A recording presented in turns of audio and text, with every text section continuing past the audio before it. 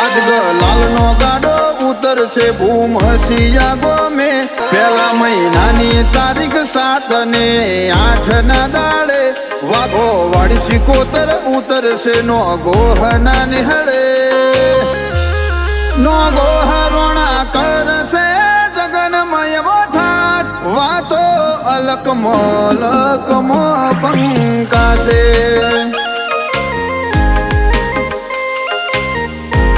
વિહાભાઈનું મંડળું માતા જોઈ હરખાશે